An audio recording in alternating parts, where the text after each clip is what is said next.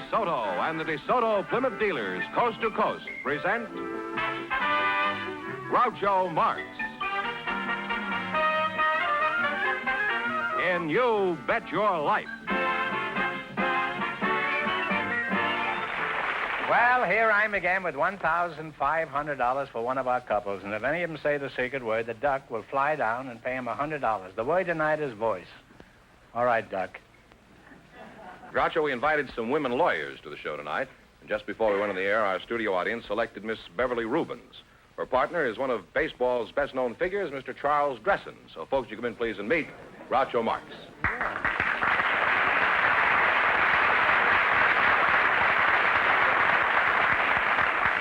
How are you? Chuck Dressen, of all people, huh? Well, welcome, folks, for the DeSoto Plymouth dealer. Say the secret word, and you'll divide $100. It's a common word, something you always have with you. Beverly Hills, Rubens, huh? And Charlie Dressen. Well, glad to meet you again, Chuck. I haven't seen you for a long time, huh? Last time I saw you, you were in the bullpen. You're going to Washington this year, I understand. Is that true? That's right, Groucho. I'm going to manage the senators. Oh, well, you're going to have your hands full. Some of those senators in Washington are pretty hard to manage. How do you think the Washington Ball Club will fare this year? I think we'll finish in first division. In other words, if you're lucky, you'll come in fourth. Is that it? Well, I don't know. If you're lucky, we might go a little bit higher. But the other day, I see where Casey put me 7th. Casey Stengel. Oh. Well, Washington, first in war, first in peace, and fourth in the American League. Used to be last in the old days. Let's change that joke. Now, how long were you with Brooklyn before they threw you out, Chuck? Groucho, we might as well get right down to cases here. Stop being polite, huh? First, they didn't throw me out. I was there in 1951, 1952, and 1953. What kind of a deal have you got with Washington now? Well, I got what I wanted with Worston. I got a 2-year contract with the senators. Chuck, they slip one over on you. All the other senators get 6 years in Washington. Now, Chuck, do you mind if I palaver with your partner for a moment? Not at all. Go ahead. You're Beverly Rubens, That's huh? right, Groucho. Mm-hmm. And, it says here you're a lawyer? Mm-hmm. That's right. Well, I may invite you to go out and help me work on a case after the show. You prefer scotch or bourbon? Would you mind giving us your age, Beverly? And remember, the penalties for perjury are the same in this court as any other. Well, if I have a choice, Groucho, maybe I better not incriminate myself. Well, are you single or married? In other words, are you looking or cooking? Boy, I get fooled all the time. Well, I'm not cooking. Now, Beverly, how long have you been a lawyer? Well, Groucho, I passed the bar just this last December. I've heard the expression passing the bar many times, but I'm not sure what it means. What happened when you passed the bar? Did some drunks inside whistle at you? Well, the bar that I was referring to is the state bar, Groucho. That's considered the best kind. Oh, I see. They have nothing but bonded stuff there? And after, what it is, it's a written examination. And after I'd received notification that I had passed the written examination, I attended the ceremonies in January, where I was sworn in by Chief Justice Gibson of the California State Supreme Court with 250 other attorneys here from Southern California. You say he swore you in? That's Yes. a coincidence. Last time I faced him, he just cussed me out. Was there any more to the ceremony than just this man swearing at you? Well, yes, we had a... You do a maypole dance or anything like that? Singing habeas corpus. Yeah. No, we... All around the habeas corpus, huh? You've been there, I see. Well, I've been a habeas corpus for many years. Well, after we were... Last 2 years, I've just been a plain corpus.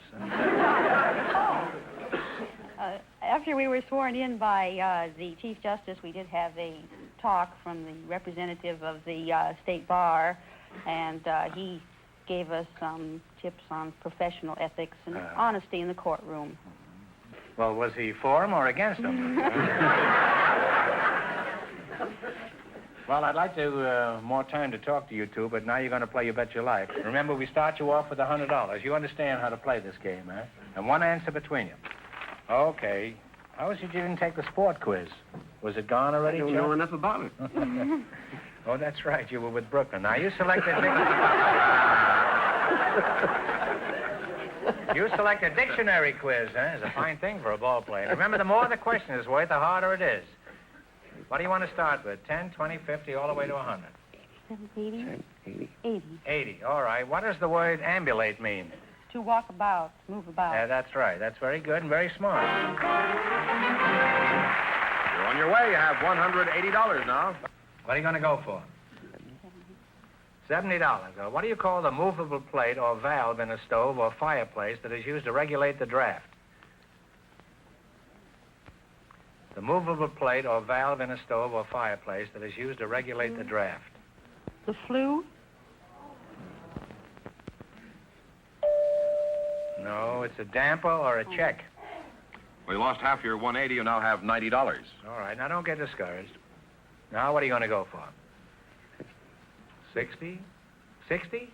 What is the fourth estate? The press. The press is right. Well, you now have $150. Okay, now you're climbing. Now, what are you going to go for? 20. 90? What do you call the board used by an artist on which he mixes his colors or pigments? No, the easel. Yeah. The board used by an artist in which he mixes his colors or pigments. Thing like this. The easel? The palette. I'm sorry. What is The it? palette. Eugene Palette, that's right. Yes.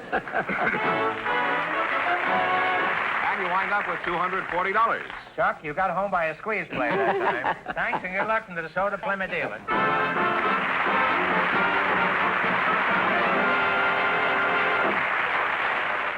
Groucho, we have a man who works for the county for you tonight. He's Mr. Lester Henthorne.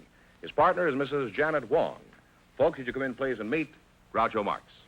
Welcome to You Bet Your Life. Say the secret word and divide $100. It's a common word, something you always have with you. Mrs. Janet Wang, eh? I presume that's you? That's my name. Oh. I'm so smart, huh? Is that how you pronounce it, Wang? Well, the Chinese call me Wang, Wang. and Well, the Koreans call me Huang, and the Americans call me Huang, but my name is Huang. Wang. Well, I may be Wang, but I think you're wonderful. Are you Chinese-American, Janet? Oh, no, I'm Korean very much. Oh, is that so? Where in Korea? North, South? Oh, South Korea. South Korea, huh? There is a North Korea. Yes, there Let's hope someday it'll all be one Korea is. again. That's right. Now, where were you born in Korea? Well, I was born in Seoul, Korea, but the Americans call it Seoul. Seoul. But I came to America when 3 months old. Let's see, you're Lester Henthorne? Lester Henthorne, Groucho. I have a rather peculiar name. Well, I Just don't put a think hen- so. Almost everybody's named Henthorne, huh? Well, just put a hen and a thorn together and you got it. That's true. And if you put a hen and a thorn together, you're going to have a pretty sick hen. Now, where are you from, Hen? I'm Thorne? originally, Groucho, from Ohio, a little place in Ohio called Hannibal. Hannibal? Right along the Ohio River. Oh. What sort of work do you do? Well, I'm with the county agriculture department, pest control, Groucho. You're a what? Pest control man for the Los Angeles County agricultural department. You control pests? That's right, Groucho. What sort of pests do you control? Well- You mean like door-to-door salesman? No, Groucho, we control field rodents. The principal one is the beachy-eyed ground squirrel. What is the difference between a ground squirrel and a tree squirrel? Well, the tree squirrel, he lives principally in the trees, and the ground squirrel, he digs burrows and lives in the ground. Well, I've learned something there. I don't know what it is, but I've learned something. Now, there must be more difference than that, isn't it? Well, no. That's the only difference? That's the only difference. Well, how about gophers? Do you trap them? Well, we do some work on gophers, Groucho, on our freeways, and Oh, there are plenty of them on the freeway. Plenty of rabbits on the freeway. Well, Mrs. Wong, let's get back to you. When was the last time you were in Korea, Janet? It was November 1949 to 1950. Oh, you were there during the war, huh? Oh, and how? And how? Is that a friend of yours? Yes, my husband and I were invaded by the communists, were imprisoned for 3 months, and what an experience we've had. Oh, that must have been just awful, huh? They woke us up 4 o'clock in the morning, and they said, we're gonna kill you, They had us standing against the wall with our hands uplifted and guns pointing on our chest. And I said, well, I guess this is it. I'm going to die.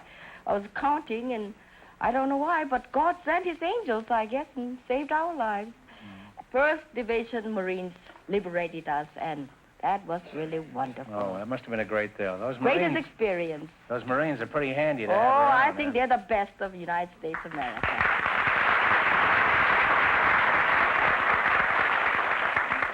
Now, what are your plans for the future, Janet? Are you planning to go back to Korea? Oh, we have to. Our work is in Korea. We take care of over 165 abandoned babies and boys from teenage boys of Korea.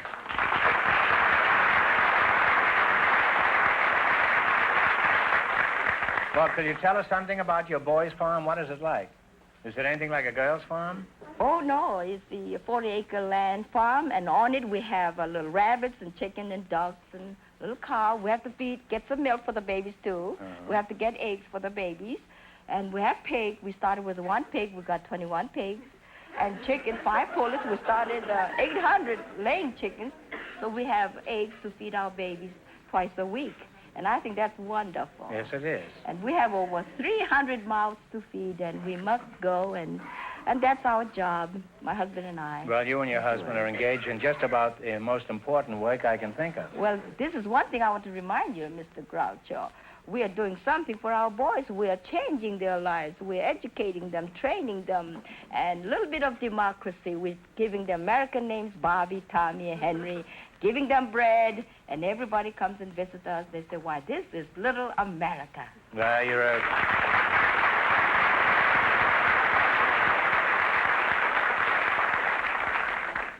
you're quite a gal, and I hope you knock us over for a lot of money tonight. All right, now let's play You Bet Your Life.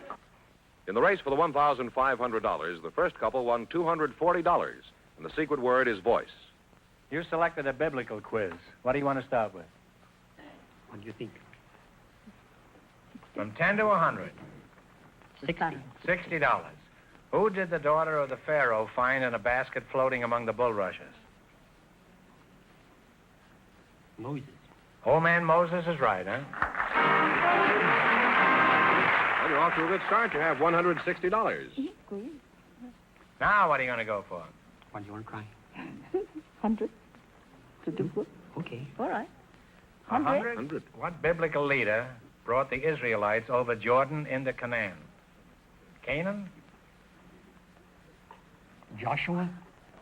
Yes, and not only that, he fit the Battle of Jericho. You now have $260. What do you want? Let's have a go for it. All right. 80. $80. Who was David's close friend in the Bible? Jonathan. Jonathan is right. You now have $340. $340 is your last chance to be the other couples. What are you going to go for? 70. 70? What country was referred to in the Bible as the land of bondage? Israel. Talk it over. Egypt. That's right. Egypt me out of $70 there. And you wind up with $410. Oh, Joshua, thanks and good luck to the Soda Plymouth dealers.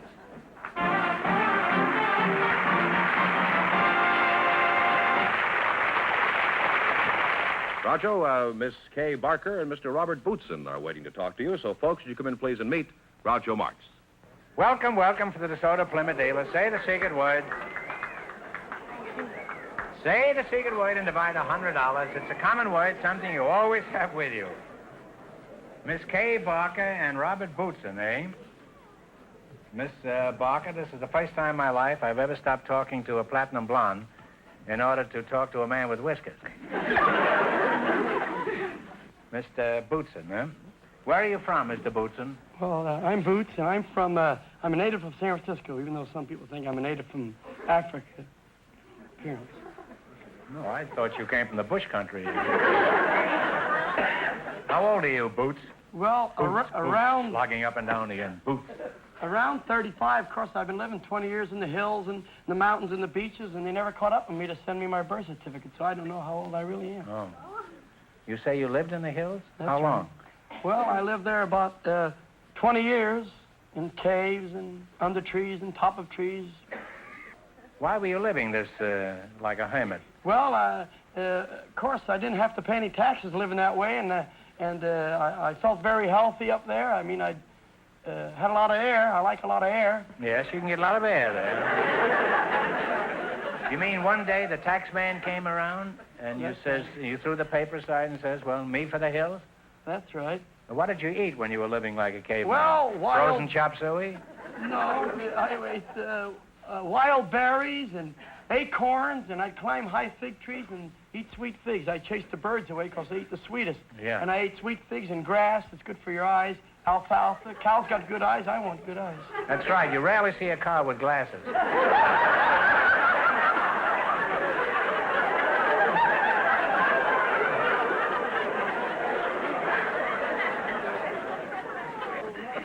And, Boots, it's very difficult for me to pull myself away from you and talk to Miss Barker, attractive as she is, but your first name is Kay? That's right, Groucho. Is that so?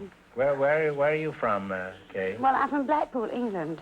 Oh, from jolly old England, eh? Yes. Oh. That's a seaside resort, you know. Are you married? No, I'm not, Groucho. You're not, huh? Do you have a job? Yes, I do. What do you do? Well, I'm a butcherette. A butcherette? Mm-hmm. What is a butcherette? Well, a butcherette means You put that, the panties on lamb chops? No. Well, first of all, to be a butcherette, you have to belong to the Meat Cutters and Butcher Workers Union. Oh. I'm a cashier, and I'm also on the deli.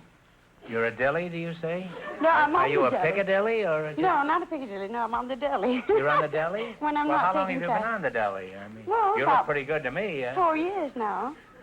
Well, what is a deli? Delicatessen counter. I'm sorry, I didn't tell you before. I thought you were hitting the old stuff or something.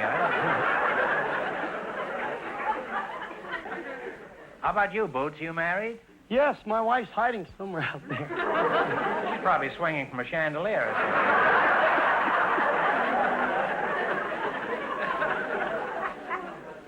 Where did you meet your wife? In a treetop or... Well, I met my wife out in San Francisco Beach, and I was beachcombing, and she was practicing her ballet, so I always dreamed of being a Nijinsky, so I went into my dance, and she got intrigued, so she decided to share the tree with me, so we decided to get married. We've been happy ever since. You mean you split a tree together? Well, when you got married, Boots, did your wife go along with this beachcombing life? I mean, did she enjoy alfalfa and peanuts and that sort of thing? Well, she did for 3 months, but then afterwards the mosquitoes got her, and they got peanuts. She got tired of peanuts and tired of climbing fig trees for her breakfast. So she said, I compromised, and we got a half of a house. I mean, we got a little house, a little cottage, a room.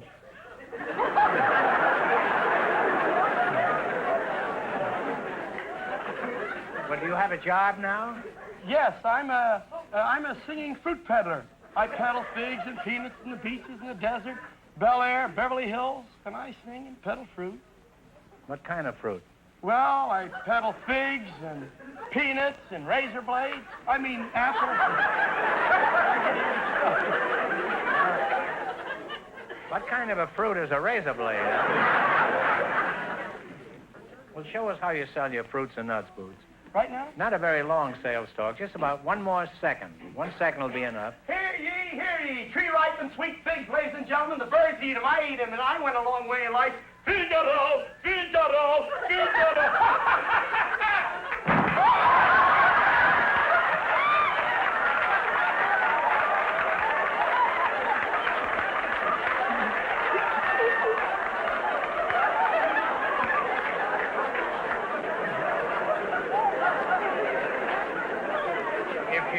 If you think the stuff he's selling is nuts, just listen to him. Huh? Well, Boots, I admire you. Thank you. I want you to know that I admire a rugged individualist like God you. bless huh? you. All right, now let's play You Bet Your Life. In the race for the $1,500, Mrs. Wong and her partner are leading with $410. This is an old-fashioned spelling bee. You'll get only one chance at the correct spelling and only one answer between you. Okay, now what are you going to start with? 70. 70. Does his beard tickle?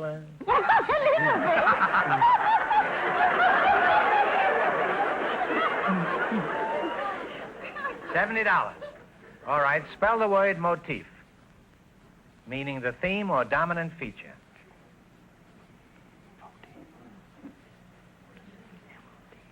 Motif. Spell it and pronounce it. M-O-T-I-F-F-E. You spell it. M-O-T-I-F-E. Motif. I think about 6 more spellings will get it, but... No, it's M-O-T-I-F. That's what I thought. I forgot the... You just got too elaborate with that word. That's all right, now don't get discouraged. Now, What are you going to you've go lost half your $100. You now have $50. Now, what are you going to go for? 80. She says 80 and I say 80. Okay, spell the word gnome, meaning a diminutive being like a dwarf or an elf. No. Yeah. Is K? No. N-U-M-B? No. N-O-M-B. N-Y-M-P-H.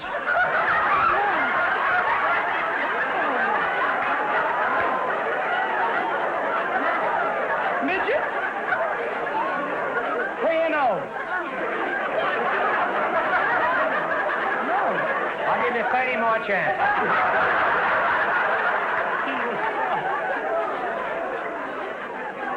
Hit the gong. Well, I'm sorry. You had a number of chances. I believe you lived in a tree, Boots. It's G-N-O-M-E. No. Well, you lost half your $50. You now have $25. Don't get discouraged. You're going to leave here flat broke. No taxes, that's right. The little ones are easy. The big ones are hard. Well, little ones. If you get near one, I'm going to give it to you. $50? $50? Okay. Spell the word committee, meaning a person or persons appointed to act upon some matter. Committee. C-O-M-M-I-T-T-E-E. Right!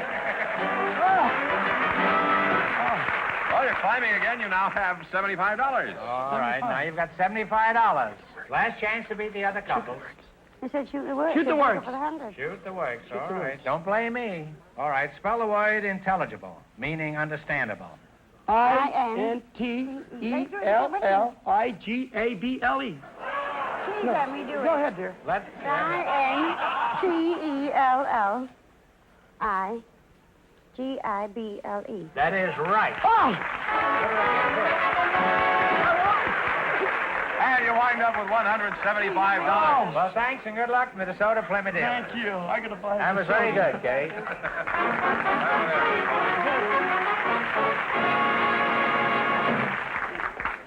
And that means that Mrs. Wong and Mr. Henthorne with $410 in just 1 minute get the chance at the DeSoto Plymouth $1,500 question. Here's the winning couple, Groucho, Mrs. Wong and Mr. Henthorne, all set for the DeSoto Plymouth $1,500 question. All right, here we go for $1,500. I'll give you 15 seconds to decide on a single answer between you. Think carefully and please no help from the audience. Although our national parks are understaffed and need more money to operate efficiently, more people visited them last year than ever before in history. For $1,500, which is the largest and oldest of our great national parks? Talk it over.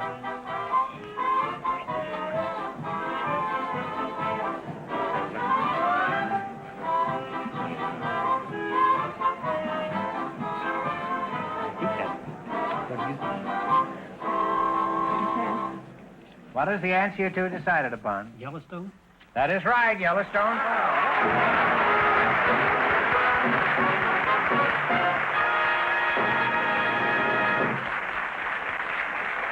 That's right, you win $1,500. And how much in the quiz, George? $410 in the quiz. That's $1,910. I know what you're going to do with your money. Oh, and all. But what are you going to do with yours, you pest man, you? Huh?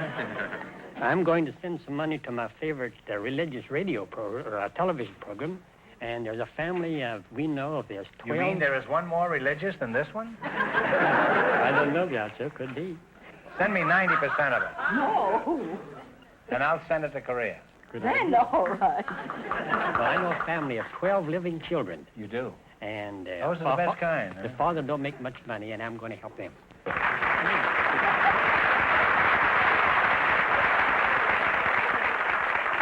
Well, congratulations from the DeSoto Plymouth Dealers of America. You bet your life.